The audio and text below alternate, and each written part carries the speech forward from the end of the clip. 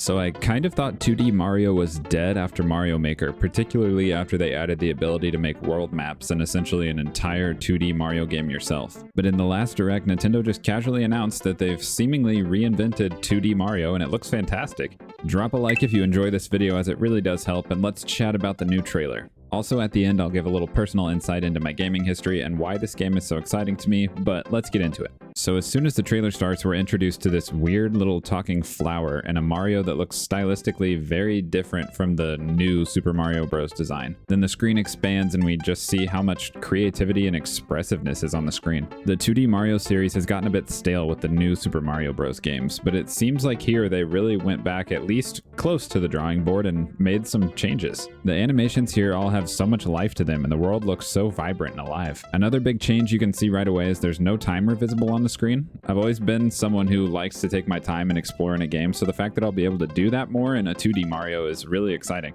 We see several new enemies early on in the trailer, but even with the new fun look and animations, it looks fairly familiar until we see this mystical looking flower power up. Mario grabs a hold of it and everything starts getting super weird and wacky. We've got pipes popping up all over the place and doing the worm, giant purple hippos, limbo style visuals, Mario turning into a spiky bowling ball, and all kinds of other crazy things. New Super Mario Bros. Was a bit too predictable and by the numbers, so in response Nintendo seems to have said, let's just make everything as nutty and unpredictable as we possibly can.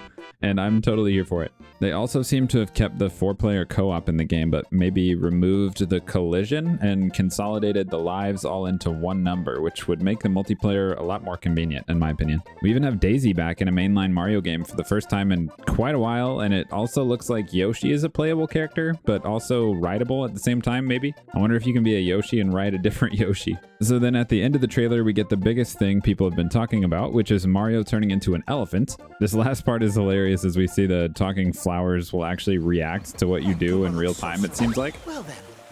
If they use that mechanic really well, it could make playthroughs of the game really funny. Speaking of which, we're going to do a playthrough. I want to incorporate some more Mario into the channel, and this will be an awesome way to do so. Also, like I alluded to earlier, I have a strong personal connection to 2D Mario because it was actually the first game I ever played.